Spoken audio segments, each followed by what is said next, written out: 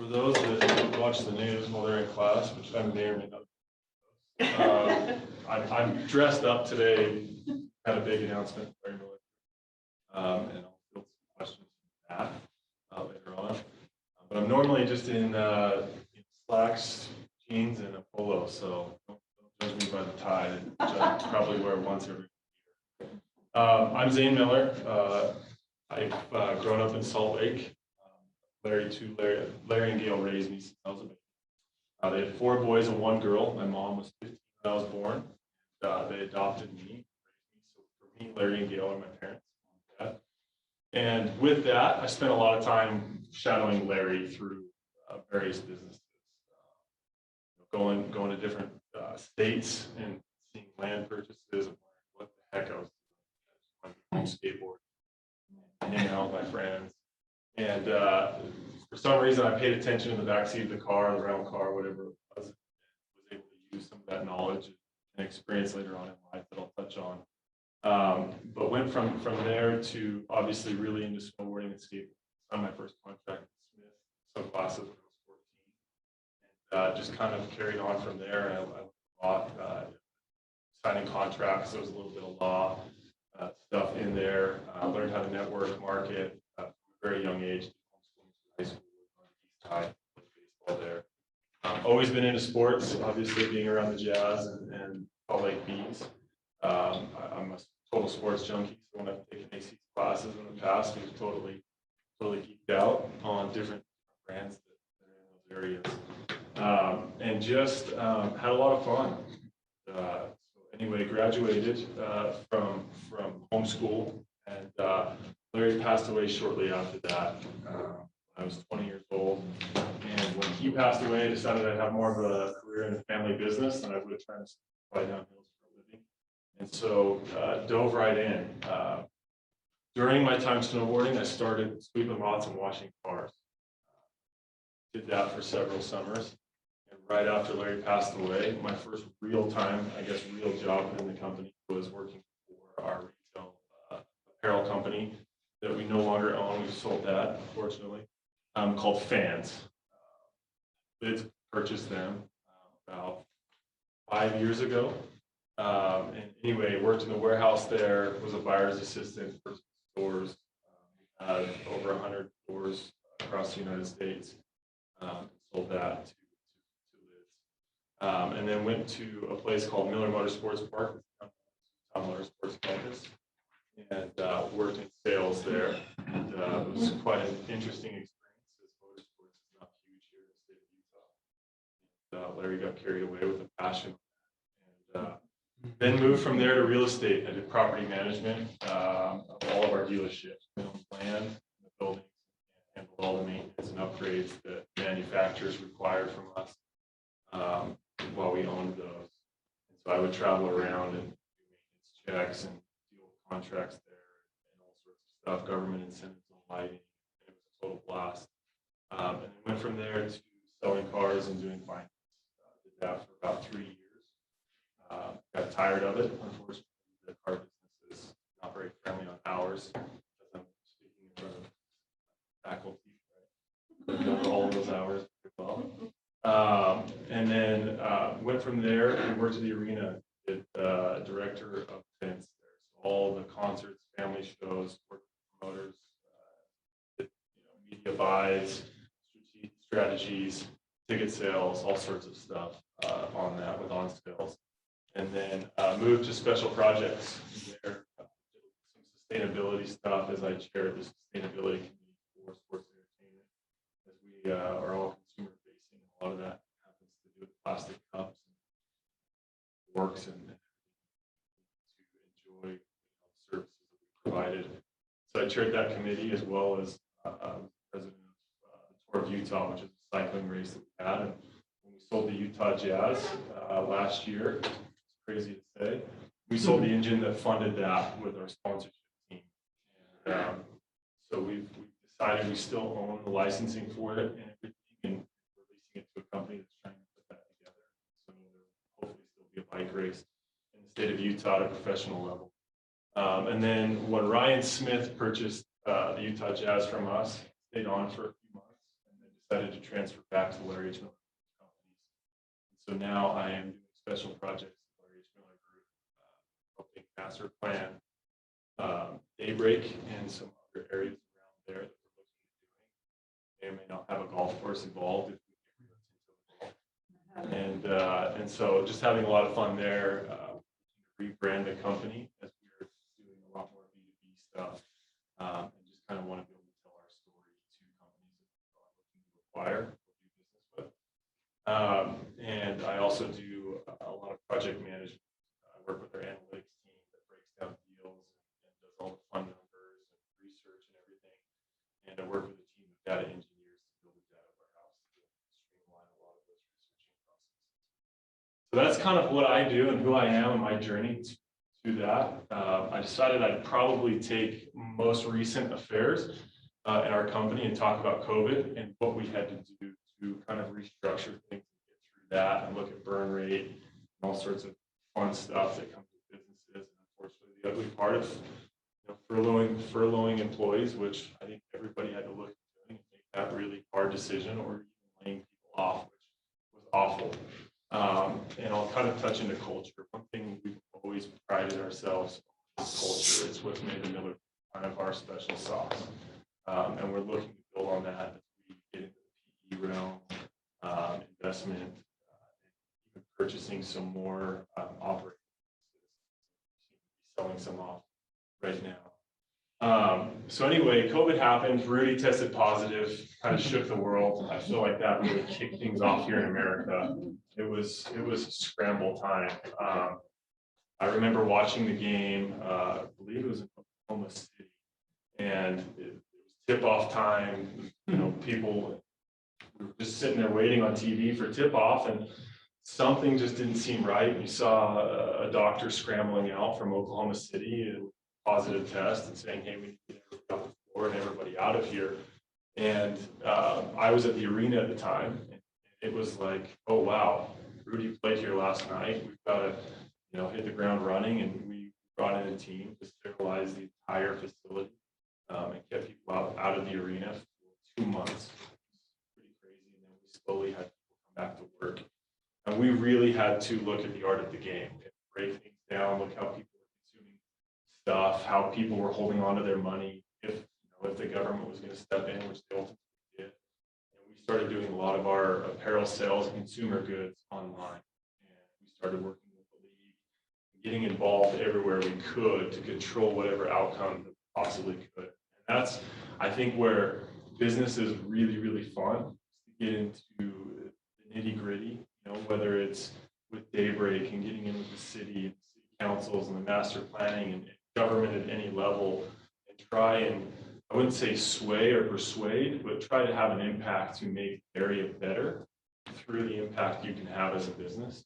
And so we started to do that and really ramped up and tried to find ways to, get marketing and opportunity or business or sales through online stuff where it was very minimal contact. We looked at when the arena would come back online, how we could do touchless transactions, whether it was delivering food, paying. And fortunately, we were the first arena in the NBA to go completely cashless. And so we had already started some of the process, or started doing a lot of these in that process. So when the NBA and the health department decided to allow us to occupy the building and started playing in arenas again, it was a more seamless transition for us. And we kept pushing and whatnot, and obviously I had left the arena at that point, but had kept a lot of contact with they kept all the employees. And so it was really interesting to have those conversations with concerts, and as the family, we do every year in December, we do a sing-along. We weren't able to do that sing-along, it wasn't great, having people singing, shouting with COVID. And so we looked to see what other resources we could deploy, team up with other people, food drive, how we could bring that same joy into other people's homes and focus on the community. And so we were able to do that and just really try to still bring fun and whatnot to a negative situation globally. And anyway, while that was going on, Deloitte Hansen made some comments that weren't super flattering. And I'll kind of rewind here, jumping all over this process. Deloitte said some unfavorable things in the media, which caused us to look at buying Real Salt Lake. We didn't want to be a full partner on it. And so we were talking to other people in the community to purchase that. And Ryan Smith was one of those. During that process, Ryan kind of just said, hey, you ever thought about selling the Jazz? Which he had been mentioning throughout the years as he was a partner of ours in sponsorship. And he finally gave us a deal that we had to look at really significantly. That process was very, very interesting. It was an emotional one for me as the Utah Jazz is probably the single biggest asset outside of maybe the theaters, right? That I spent with Larry. So for me, that was a very emotional decision. It was an emotional one for the whole family. For me, that was a very emotional one. Much like my uncles who kind of, I was around, much like brothers to me, Larry and Gail raising me, have gone through with the dealerships as we've announced today. It was a really, really hard one for us, but interesting thing was, or the fun thing through that was taking the emotion out of it critically, looking at both sides of the fence, looking at COVID and how exposed we were there. And I feel like we're going to see more pandemics. Are they the level that we're seeing right now? Hopefully not. Are we going to have to reinvent or recreate or go back to the drawing board? Absolutely. And just seeing that and how exposed we were, everything we are, we're in the business space with all consumers, everybody. So when we got shut down, we still had to really look at our business model, which has caused a lot of what we're seeing now. To expand and do more B stuff, which is going to be really exciting. And so anyway, we vetted the deal, all the economics, where the NBA was headed, where we felt the NBA was headed, how it was handled, through different things, the arenas, the TV deal, what does TV look like, how's streaming affect that, and it was really an interesting process, an eye-opening one for me. It was the first one at that level, because it was a large transaction, and so just kind of went through that and closed that deal, and not even a year later, we looked at selling the automotive side. That has been a very crazy experience. We're seeing people buy stuff, especially in the private equity realm, spending a lot of money in that market segment right now, that area. And so we decided to put the auto dealerships out there and see what we can get for them as consumer laws are getting threatened, and you see a lot of these bigger auto retailers doubling down because of Carvana and disruption and disintermediation within that. And I think COVID's been a big component of, I think we've seen, and I think we talked about it when we went to lunch, where COVID has accelerated how we consume products and how things are marketed, and just everything in the D2C space has made it a 2-year period. What would have happened, I think, in 10 to 15 years, whether COVID hadn't happened. And so a lot of these auto retailers are following kind of an Amazon model where there's different satellite warehouses where they can ship to the Amazon Prime, and it makes more sense financially for them.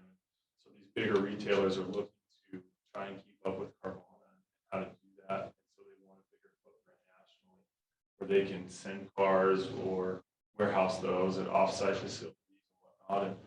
And Asbury is one of those, as well as Penske Automation and Tyler, Berkshire Hathaway.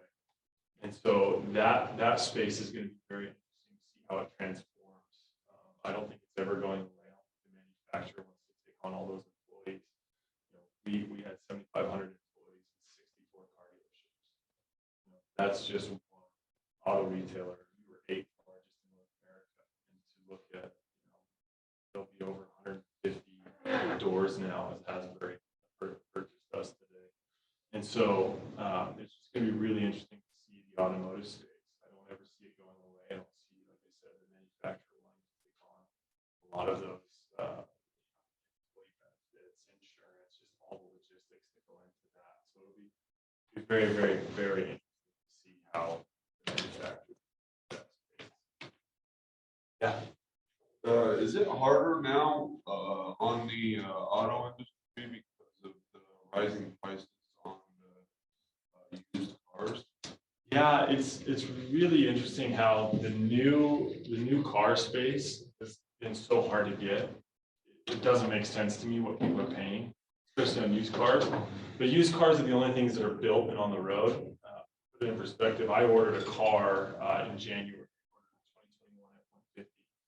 I ordered a black and a white one because the dealership said, "Hey, dude, we're not getting very many of them. We'll sell whatever one you don't want. We'll just figure out which one gets you first." Fortunately, that car still hasn't made it. It's waiting for a bumper and it's shipped in Dearborn. Who knows when that thing will get finished and sent out and what it'll look like when that thing finally arrives. I ended up ordering another 2021 and it got here faster once they started making those chips. And so that's caused a lot of the prices to go up for used cars. It's really interesting. When I was selling cars online, it really restricted the margin you would make on used cars, which isn't very much compared to what you think at retail for most people. And that has totally gone away now. It's gone the other, if you don't want to pay it, it's almost like, all right, I got 5 other guys behind you that are willing to pay that price or more. And so I don't know if that answers your question, but I think as we start seeing more new cars in the market, which could be 2 years from now, could be a year, could be a year and a half, you'll see those self-correct, but it'll take some time for the new car market. Still taking a long time to get new cars because I know that a lot of chips come from China, Yep. And because of COVID-19, we're having problems getting some of those chips in Yeah, new cars. from what I've heard is they're looking to be able to source some of those chips on soil now. Who knows when they can get parts to make all of those chips if they're readily available. I think that'll help out, but I think it'll just take time for all the manufacturers to catch up. Different manufacturers are faster. Some manufacturers said, "Hey, we're not going to make this car for now because it's not a very popular one. Let's put those chips and those resources in other ones that we've got a long list of orders for." And so, kind of depends on the manufacturer. When you were in my class, I think we were talking about the Tesla issue. Yep. So does Larry Miller's exit from the market, is that going to change that law here, or does that open the door for that? I think it's you guys were sort of part of that. Yeah. So the reason that existed. Larry was a big proponent of no direct-to-consumer laws here in Utah, which are still intact for the most part. They are going away in the United States, and it's really interesting that Tesla was the proponent to that, to kick that off. But we're seeing those erode a lot and really fast. And so, yeah, I see it going away. It's just when. To that point, it's really, really interesting that Tesla's kind of pulling out. They've got the service station and whatnot. And I think COVID also has helped them realize that we'll just have a mobile guy. We'll just have somebody that can go to different houses or businesses and just work on the car, update it, plug it in, which is a whole lot easier than doing oil changes. All sorts of stuff that wears out on other cars. So it'll be interesting to see what Tesla does, because there's some other manufacturers that are coming up that are getting funding that could challenge them. I know that kind of opens up Pandora's box, but to answer your question, I do think that they will go away. It's not yet. Do you think Tesla will go away? No, I think the direct-to-consumer law here in Utah, where right now you can't do direct-to-consumer sales here in Utah. It was mostly like that across the United States, and those in each state are going away. So there's a lot more. It's also really interesting to see the manufacturer in that. They did it with Ford, did it with the Mustang. Volkswagen has done it with a couple others. Volkswagen will not let the dealer use so if you go online, you buy the Volkswagen electric vehicle. They're doing a lot in EVs, and GM's looking to do it with Hummer, with their electric Hummer, where the manufacturer owns your contact and the dealership that will get sent to, and you'll have full delivery of, and even if you've done services through there, they can't market anything to you for that specific vehicle until you bring it for service. So they're trying to control the marketing to that customer's manufacturer rather than as the dealer group. Does that hurt you guys? Or is that? I think it hurts. Yeah, it hurts everybody. They're not doing it with all of them. It's almost like the manufacturer's testing it to see how it works. But it's a dynamic that everyone's going to have to deal with. And I think there's enough dealers out there that'll say, "Hey, this is for us." I mean, we saw Volvo threaten the subscription model and doing more to direct to consumer through the manufacturer, and it didn't go very well from the retailer side. And they said, "Well, we're just kidding." So they've focused fully back on that model and gotten away from subscription stuff. So it'll be really interesting to see how Penske's, Asbury's, automations kind of push back and fight it or get around it. I'm guessing that they're going to just as like a testing ground because they're kind of separated from the rest of the market already. They're looking at them as, I think electric vehicles, and I think you had a section in your class where, or it was a paper, right, where the impact of electric vehicles through the 80s, what it had, and electric vehicles been around for a lot longer than people think, 2 decades. They just never really caught on. I think now we're a lot more open-minded. Our resources to be able to harvest the lithium and everything to build what it takes to build those is ramping up, and it's a lot easier and more cost-effective. Where we're going to see a lot more EVs, seeing manufacturers having a full automotive line in electric vehicles by 2040, 2035, 2050. So I think you'll see a lot more. I don't know. But they'll have to have some sort of delivery method, and then there's going to be some service, whether it's tire rotations, new tires, brake pads, updates, whatever it may be. I still think there's going to be a showroom for delivery and some sort of service. You were seeing it with Tesla. I was going to ask on that they take out a lot less service, right? They do take a lot less service, and that's kind of the threat on service and parts. They just don't wear out. You don't have a combustion motor. You don't have gasoline. A lot more economical on the service side, so it'll be really interesting. I still think your ball bearings, your joints, your suspension gets worn out at some point. You still need tires and brakes, like I said. So it'll be really interesting to see what that need is. How often an update or shift Fridays. We're not seeing it very often. There's not tons on the road.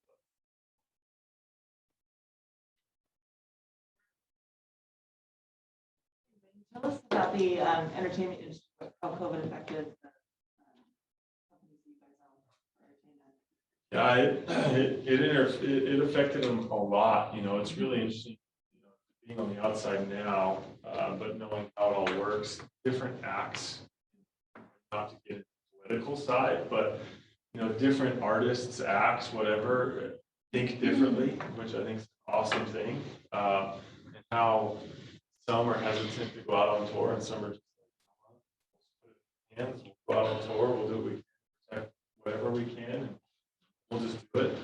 It obviously completely shut down with the theaters. We have a guy running our theaters now named Blake Anderson, and hats off to him. When we completely shut down, we shut down. And he still wanted to find ways to employ people and get creative. And so we kicked off popcorn curbside right away. So people still download on the app or get on Grubhub or DoorDash and get popcorn, show up, get it, go home, watch streaming. And so it created a lot of people to get creative. It's really fun to see, to find ways to keep people employed and still bring service to people that, at the end of the day, brought happiness and some sort of joy. And so that's how it affected there. And obviously, as we've seen more theater or more studios release more movies, it's starting to pick up.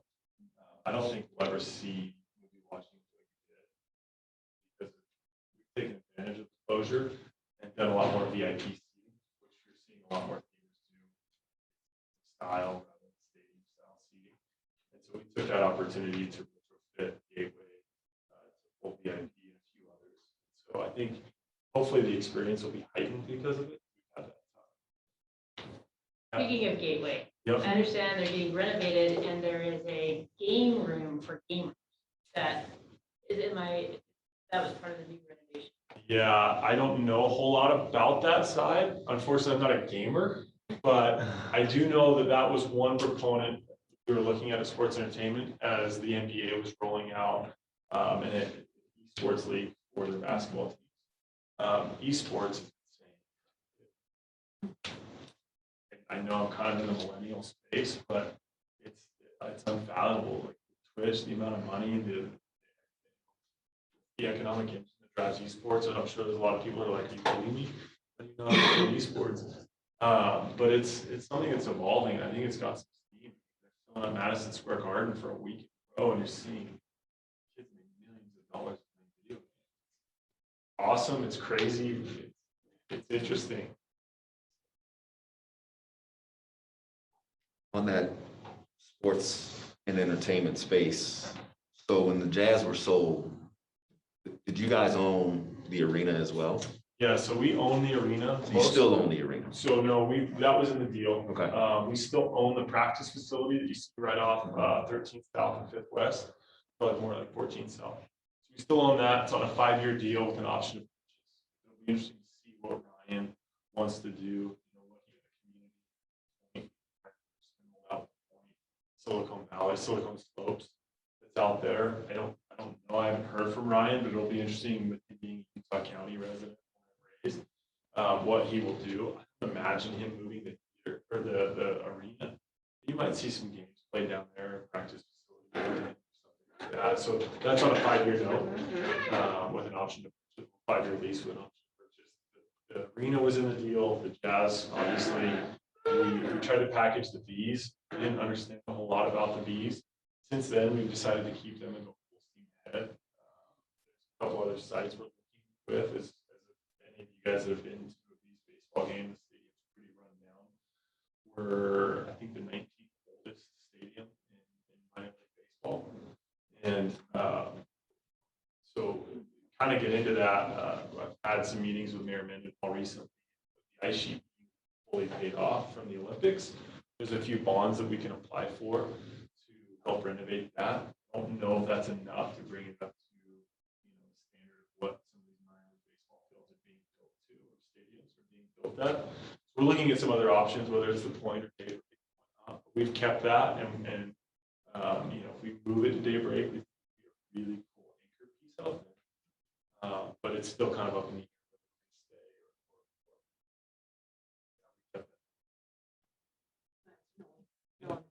Do you really think we can move to full electric cars? I think at some point, I think you'll see everything. I'm a big auto guy. I love auto racing. I love F1. So it'll be really interesting to see what auto racing looks, feels, sounds like with electric vehicles. I think at some point, you'll see 95%. Will ever fully convert or what? At some point, well, I think we'll have to, right? There's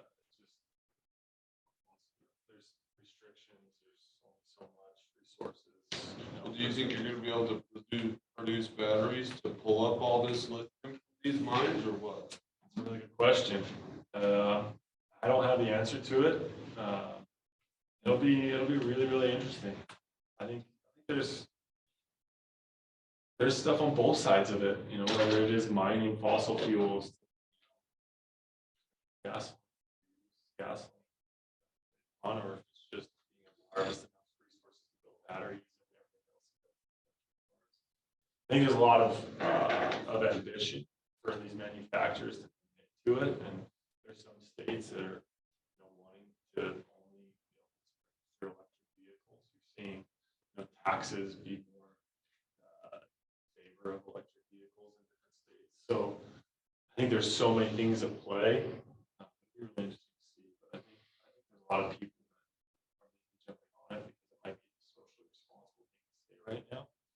And that probably is the best thing to say, but we're paying attention to the global shift or warming more than ever. And it's drought and like our winters are shifting forward and backwards months, not just weeks or days.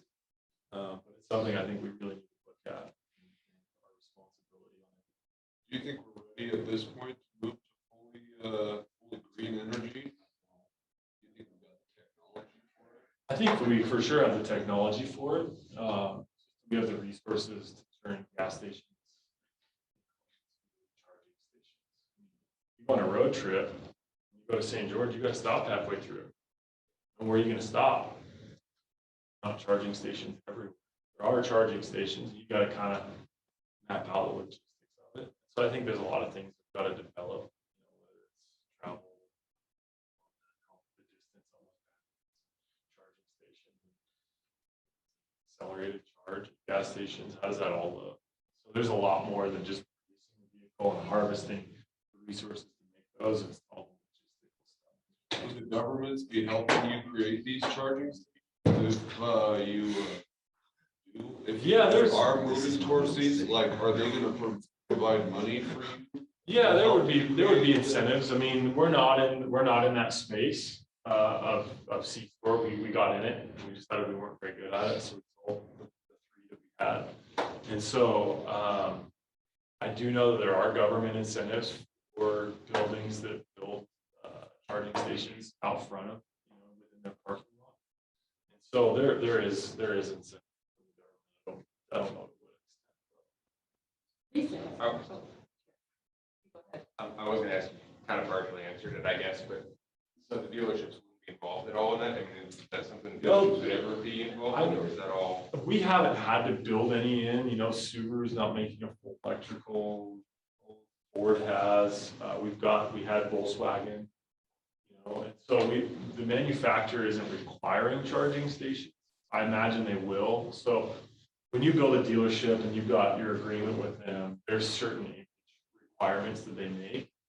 So like for Subaru, we had to build a dog park at the dealership. That's what their marketing is built towards, or dog owners and people that go outdoors, right? So we had to put in AstroTurf and a fire hydrant and a bench and some plants. And so these manufacturers will build in requirements depending on how many EVs they have in their fleet. So, that's where the government will step in and subsidize some of that construction or retrofit or whatever. You referred to the culture at the Miller Group, and I wonder, can you describe more about that culture and how it's affecting your decisions moving forward? Yeah, every company's got culture, some good, some bad. Pretty sure kids never run with. And so we like to think we've got a really good culture. Larry had a saying, we called it the three-legged stool, and it was make a little money, take care of the customer, have a little fun. And I got that backwards. It was always take care of the customer first. And so, and one thing he always taught me growing up, and it's translated, and take care of your equipment, take care of you. And as I've gotten older, it's kind of take care of your employees. Employees will take care of you. And so we've always tried to be employee based, and we'll do a little chest pounding here. We've got over 300 students in the scholarship program for college. If you're a full-time employee, we'll put your kid through college for full scholarship as well, as long as they're doing 2.7 GPA. And so Larry always believed in giving back to the community. We were always stewards. We hated being called boss, chief, owner. Just cringe every time anybody called him that. And so it was more of like our employees are our people, and we're in together and care of them. So it's always been that. And when we looked at Asbury, that was a massive. What do your benefits look like? What are you going to do with the people? Are you going to keep them? Are you going to just clean house? And we had a few others that were looking and put some offers. We turned them down because it just didn't align with us. So as we looked forward, fire and invest in the businesses, we're looking at those same qualities. The realm that we're looking at isn't very popular in taking care of the employees. They want to buy a business. They want to make sure the books line. They want to maximize top level growth, profit, and turn them around. You know, they're not looking for the long game, and so we hope to kind of come into that space and bring in taking care of the employee, and the employee will take care of you in tenure. You know, kind of going back to today, we had all of our general managers of our dealerships today, and every one of them got up and said their name and how long they'd been working with the company. We had over 16 general managers that not one of them had worked for us for less than 10 years. You know, some of them were 37 years. Been in business for 42 years, and you know, retention and succession planning is very big for us. You know, we look internal before we replace anybody. It's never, hey, go out and get the best candidate. It's look who you got, build your people, and you get hit by a bus, you can take on your workload. So we've always looked at those.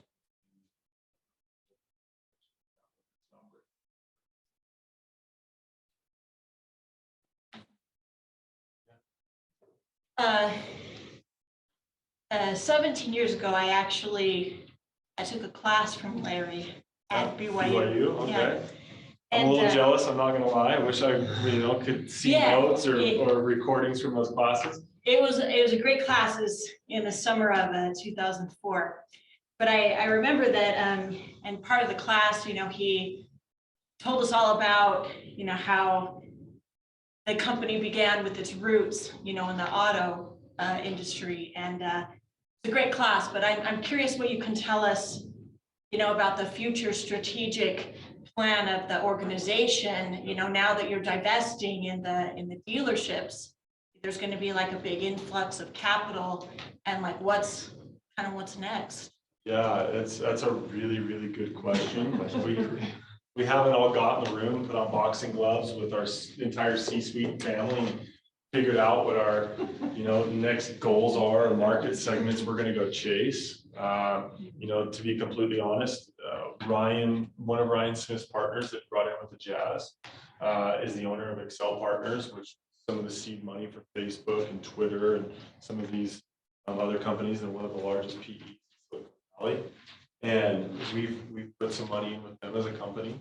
We put some in with Savory Fund, which is a local company, Swig, Movetta's, R&R Barbecue. And so we're kind of looking at all sorts of stuff to really diversify and get as broad as we possibly can. Right now, our huge focus, I would say, is real estate.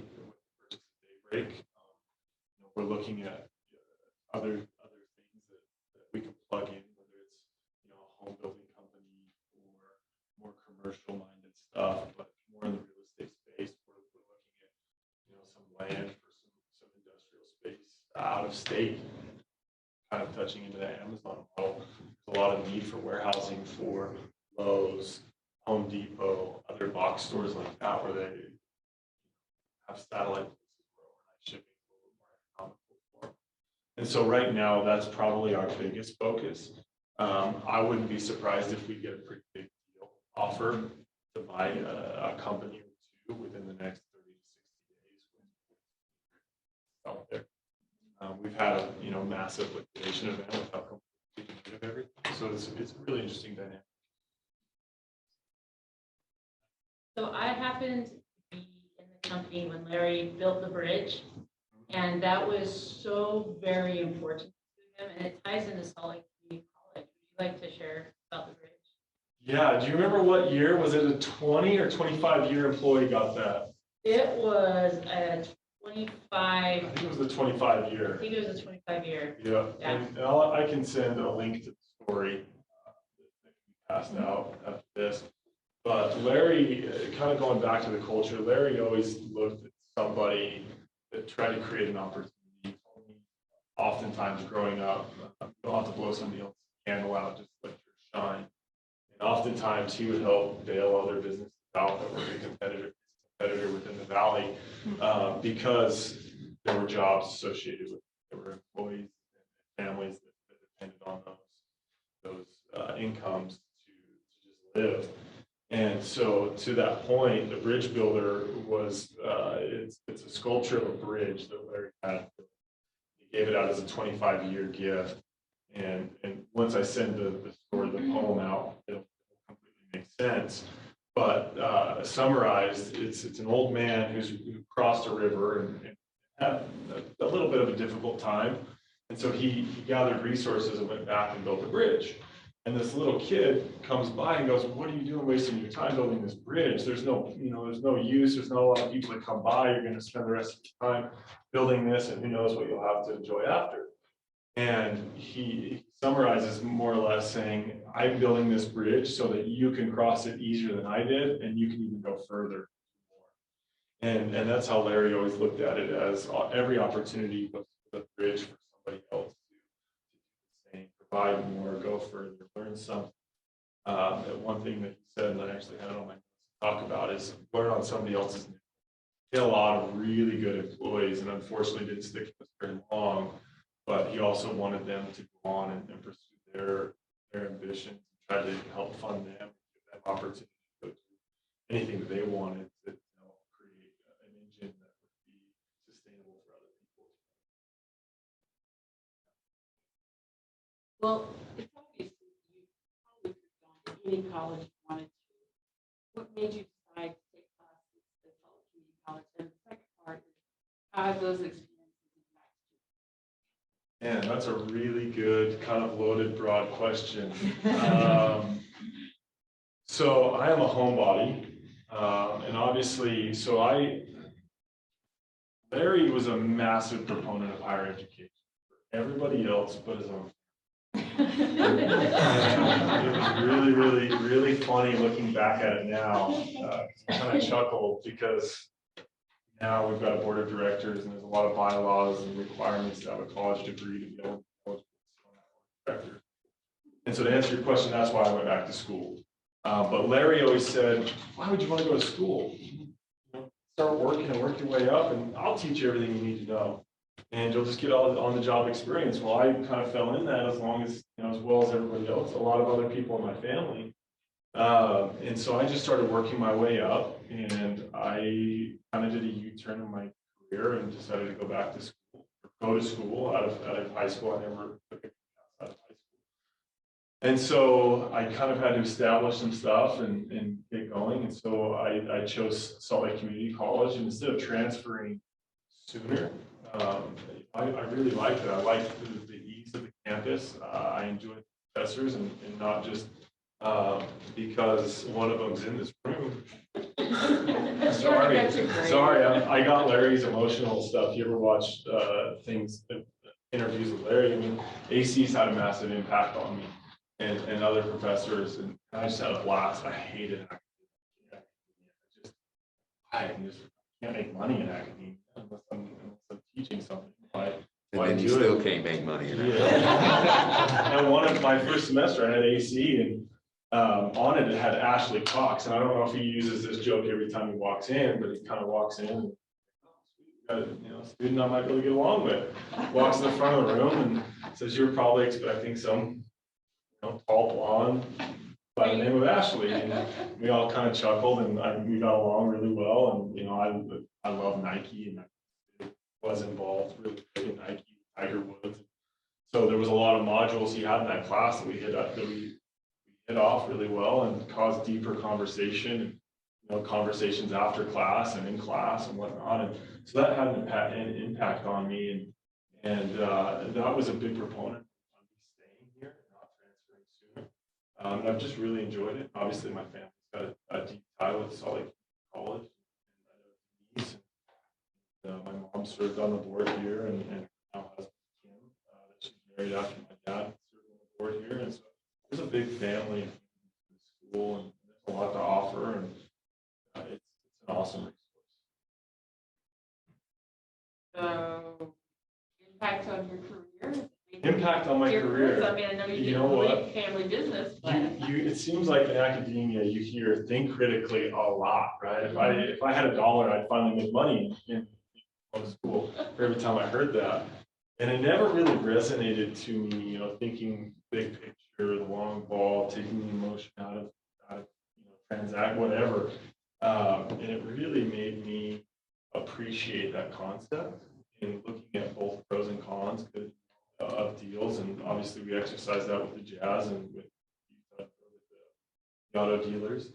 And I would say that process, just the research, the thinking, I've probably had a bad habit of making emotional decisions and trying to figure it out later, right? Whether it was selling, an old piece of property that I was in charge of, or going with a supplier when I was doing property management for a service provider. And so it's just kind of helped me make better, more logical decisions critically through processes. I think that has been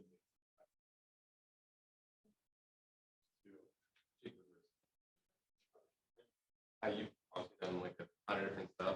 Yeah. Super varied, like scope of work and responsibilities. Is like that critically kind of that one thing that, lets you do all that, or is it something else that all those different responsibilities? I would say that's the constant in everything, right? I mean, everything that, at the end of the day, everything's a deal.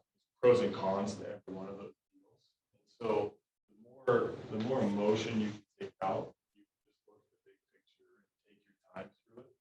It's so much easier.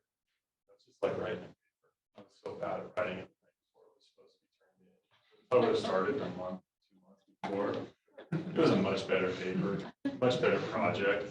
So it just takes time and not make rush emotional decisions. Just a lot better. You'll feel better about it and everything. Yeah, it's been made things more enjoyable through different changes or even projects that I'm working on. I've got really bad ADHD, so I have to be working on more than one project or else I go nuts. So just being able to also kind of learn that time management, everything, keep the plate spinning in each one of those. Zane, I'm gonna embarrass you for a minute. I'm sorry. I've known you since you were. She's known me, since I was very, very little, so.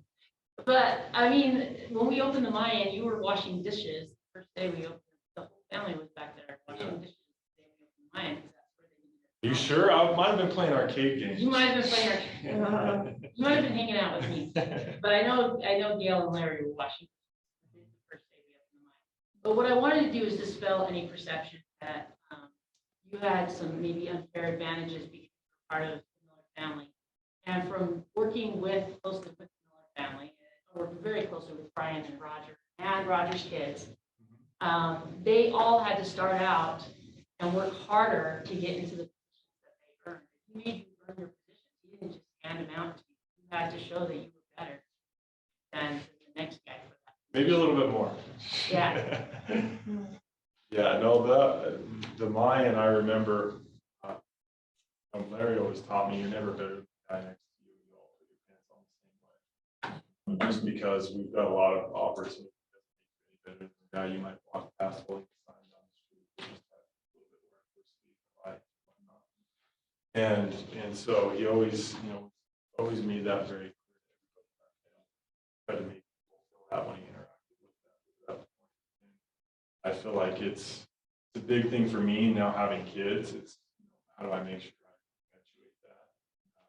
I'm a firm believer in that. You work hard